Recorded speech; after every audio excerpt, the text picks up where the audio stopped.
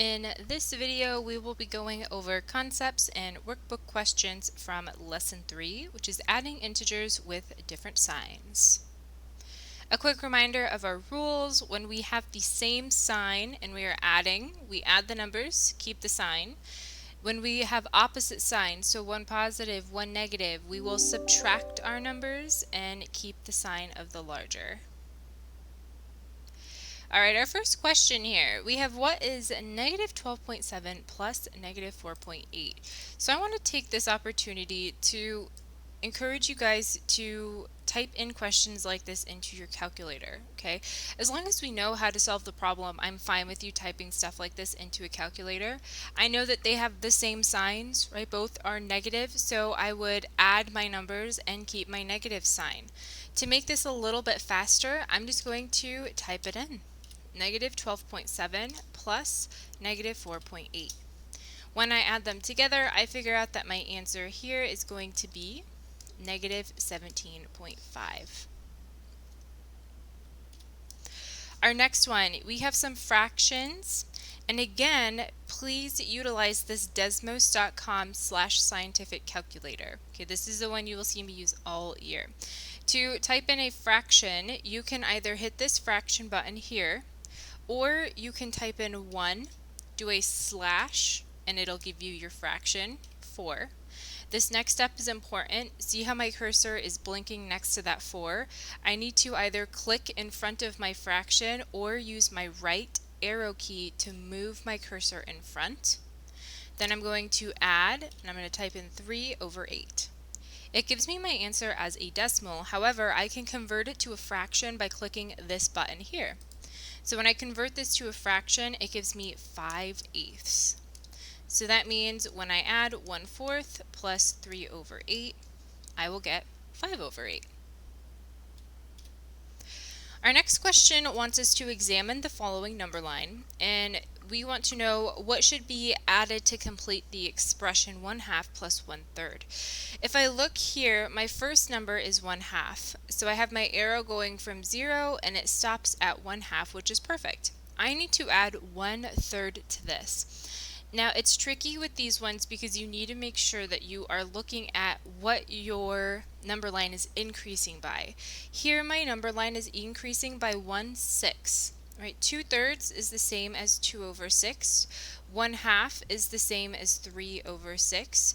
2/3 is the same as 4/6, and so on. Okay, so to make this a little bit easier on me, I'm going to take that 1/3 and I'm going to change it to where I have a 6 in the denominator. So that way I know how many tick marks I need to move my arrow up. So to do that, I would have 3. I need to multiply it by 2 to get to 6. Anything that I multiply on the bottom, I need to do on the top. So I would have 1 times 2, which would give me 2. So that means that my second arrow needs to move up to 6. My second arrow is going to start where my first one ends, and I'm going to move it up 1, 2. Okay, so this is my 1/3 arrow or my 2/6 arrow. This one is tricky because the spacing on your number line, especially with fractions, sometimes it's a little bit harder to see. So make sure you're taking your time and double checking these. Our next question wants to know which expression shows another way to represent 6.2 plus negative 10.5.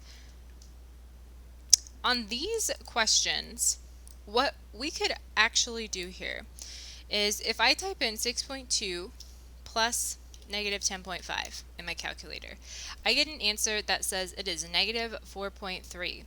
So what I'm going to do is type in all of these answer choices into my calculator and see which one also gives me a negative 4.3, and that one will be equivalent.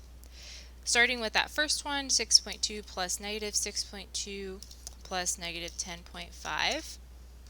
That one does not give me 4.3.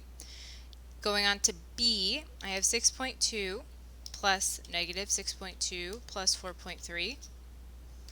Whoops, that should be a negative. So this is close, but this is a positive 4.3. Remember, it needs to be exactly the same, so we're looking for it to be a negative 4.3. Let's try option C, 6.2 plus negative 6.2 plus negative 4.3. Ooh, it looks like we have a match. On letter C, this expression gave me the same exact answer as the original one in the problem, which means that here C would be equivalent. It would be another way to represent that equation or that expression in our problem. Next question. Here we have more fractions. Again, type these into your calculator, especially with those negatives. Okay, the negatives with fractions can sometimes be tricky. So when you have a a calculator like this, it makes it much easier to keep those straight. And don't freak out when you get this long decimal. Remember, you can always convert it to a fraction, which is what we want. So when we add 4 over 7 plus negative 9 over 7, we get negative 5/7.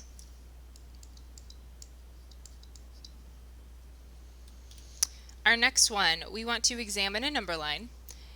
And the question is asking us here, what should be added to complete the addition expression negative 2.5 plus 3.5?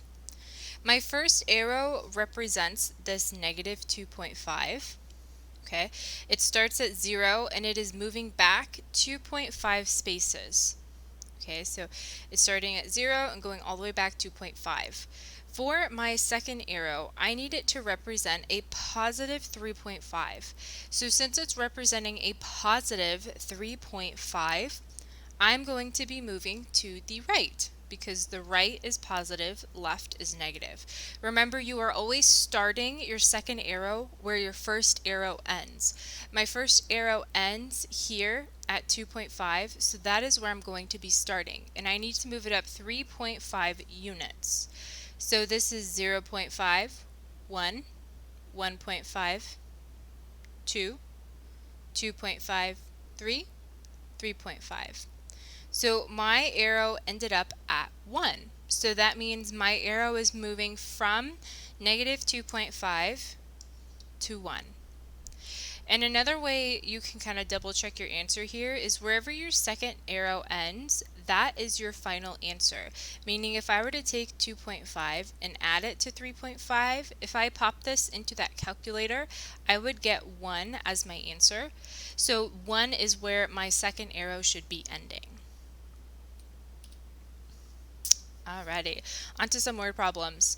Kelly bought a cup of coffee and drank 5/8 of it. Write an addition equation to represent how much coffee is remaining. This one is tricky because of the wording of it. I'm going to draw a semi-coffee mug. Okay, so here's Kelly's cup of coffee she bought. She drank 5/8 of it, so I'm going to try my best to put 8 little spaces in here.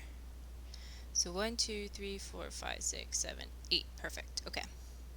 She drank 5/8 of it. So here's 1/8 gone, 2, 3, 4, and 5/8.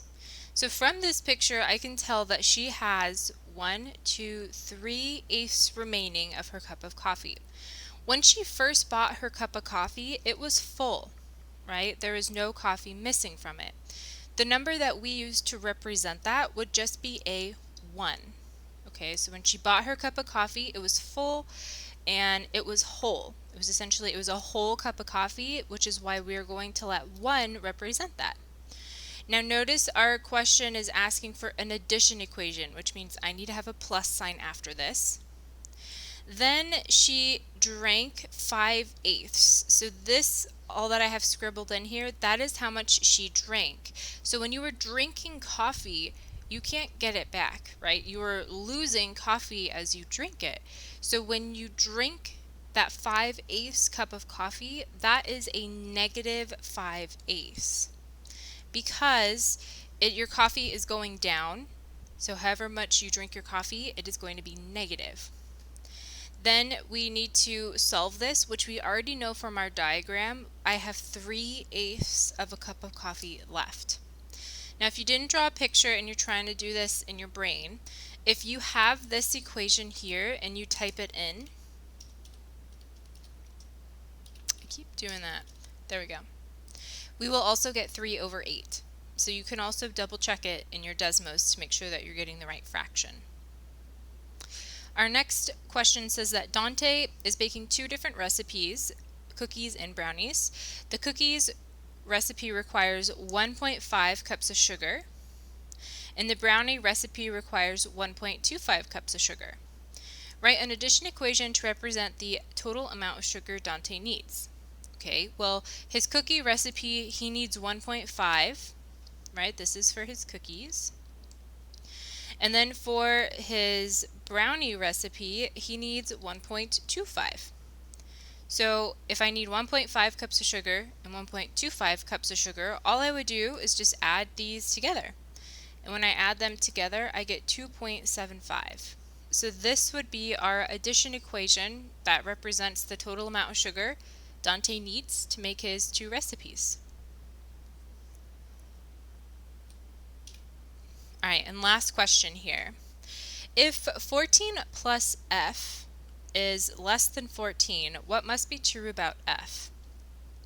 This question is it's worded a little weird. What I suggest doing when you come across questions like this is take that f out and replace it with a number for each one of these. So if f could be 0, 14 plus 0 is 14. Is that less than 14? 14 is 14 smaller than 14? Hopefully we're saying no, right? 14 is the same.